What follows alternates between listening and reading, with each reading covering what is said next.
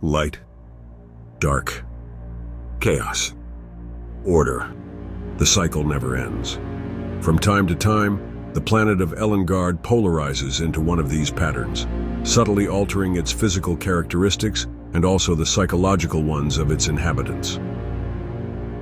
And our story begins at the end of the last Dark Age 50 years ago. The city of Asgalith was succumbing to darkness. Morale was low, the harvest was scarce. And it was then that a light appeared in the darkness. Eren and Argonon descended from the Yundaris, beings with superhuman powers and aligned with the light. Eren gifted the city with the Stones of Light, artifacts he had created, capable of radiating divine light and neutralizing the effects of darkness. The city was rebuilt, and Eren was revered as its savior. But this provoked the envy of some. Aiming for the Stones of Light and with other personal motives, Sharwan, an Argonon of the lineage of Chaos, declared war on Asgalith. The Battle of Asgalith was difficult, but Eren won and pursued Sharwan until he confronted and defeated her. Then Eren counterattacked and began his famous military campaign, conquering the tribesmen under Sharwan's influence. As Eren conquered more territories, the shadows of the Dark Age diminished until they ended. Eren took advantage of the conquest of the new lands to extend his influence of the doctrine of the Way of Light, which preached self-improvement as the way to a fulfilling life. Over time, the conquered peoples became increasingly dissatisfied with Eren's influence. Whispers of the name Sharwan, rumors of the Dark Lord's return, riots, and suspicious activities became more and more frequent. Eren's popularity declined until he decided to leave Asgalith. A few months after Eren's retreat, something unexpected happened. The village of Redleaf, on the border of the Empire, was taken over by a dense shadow. To this day, no inhabitant is known to have left, and no traveler who has ventured there has ever returned. From then on, the shadows have spread more and more to the present day. Far away from the shadows, Redleaf and Asgalith, you live in a village in the Glenvale region, a land almost untouched by humans, where nature is abundant and rich in spirits. There, you grew up and have lived to this day. Your childhood and adolescence were somewhat troubled due to an unknown illness. Suddenly, your head and chest hurt, and you go into crisis, convulsing on the floor. Over time, the crises have decreased, and it has been a long time since the last occurrence.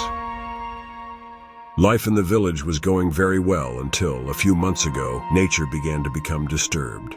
The animals and spirits more aggressive, and the village began to be attacked by them. The situation got worse and worse until Finian, the founder and leader of the village, called a meeting to decide on the measures to be taken to solve the problem.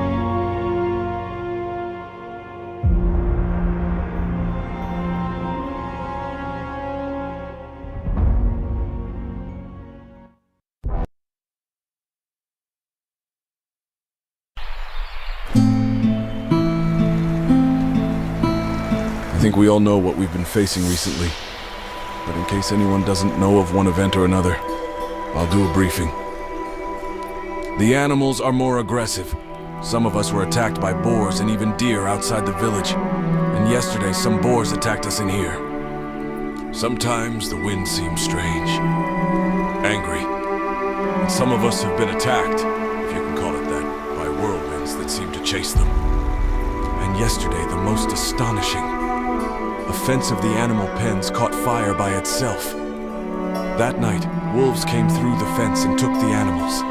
As if that wasn't enough, they managed to go through other fences and take some animals from neighboring pens. You're forgetting my vegetable garden. Boars broke the fence. I tried to scare them off and got attacked. I was injured, and Bridget used the last of the healing herbs on me. They really were used up. And my son was also attacked and is injured, and he even lost his stuff in his rush. Folks, calm down. There's too much to mention, but you can be certain no one will be forgotten. What matters now is we can't go on like this. We're running out of food and our lives are in danger. We have lived here our whole lives, and nothing like this had ever happened. The spirits of the forest must be angry. These whirlwinds and the fire on the fence, it can only be the work of elementals. Could it be because we haven't been making offerings? Have we been doing something wrong? Since when do elementals attack for not receiving offerings? If we were mistreating nature, then that would make sense. But we haven't done anything differently from what we've always done. Yes, I know. I'm just trying to find an explanation. Maybe something is disturbing the forest and the spirits and animals are confused. But anyway, why don't we make an offering to them as usual? Maybe they'll calm down, and who knows? Maybe they'll help us understand what's going on. I think it might be worth making the offering. But if the elementals are really attacking, they might attack during the offering, so be prepared. In any case, making an offering to the nature spirits still doesn't explain why all this is happening. We need to investigate further. Yes, but what if things get better after the offering? I think it's worth trying that first. It's safer than venturing out there with all this going on, and maybe that will solve it. Yeah, it's worth trying that first. Let's not forget the aggressive animals on the outskirts of the village. They need to be scared off or eliminated before any deeper investigation further away from the village. I can see some wild boars nearby. And speaking of boars, we need to replenish our stock, so it's a good opportunity to hunt and bring in some boars. It won't even be a hunt since they're throwing themselves at us. Good idea. So here's the deal. We'll make the offering and clear the area of threats. Then we'll investigate more thoroughly in areas further away from the village. We have 5 fighters, but we can't all go out together, as the village will be unprotected. A maximum of 2 go out. As the most experienced sentry, you will lead the party out of the village. I suggest you leave immediately, because those boars are very close. Good luck, and may the gods protect you. Come talk to me later, so I can show you how to make the offering to the spirits. I know you're very busy, but we need healing herbs. Talk to me later. Hey, it's been a while since we've trained and fought. Do you want to give it a go before we leave? So who's going with you in the party?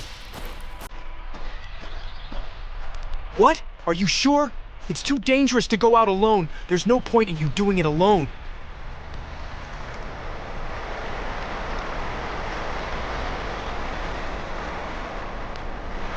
If too few sentries stay, the village will be poorly protected. We have a lot. Okay, if you need to choose some.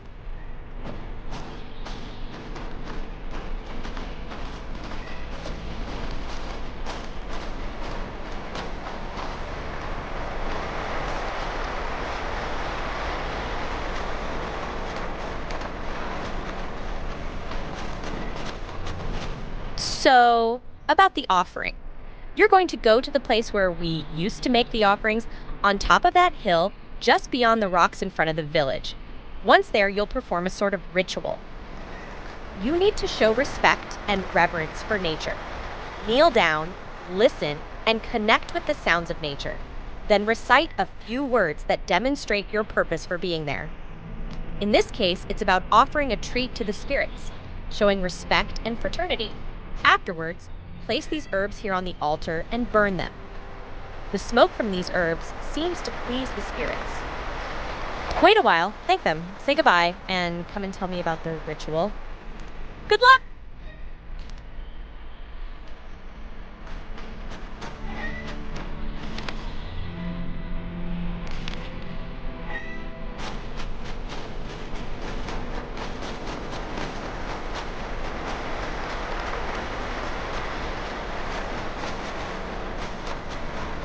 Hello, did you bring us some boars?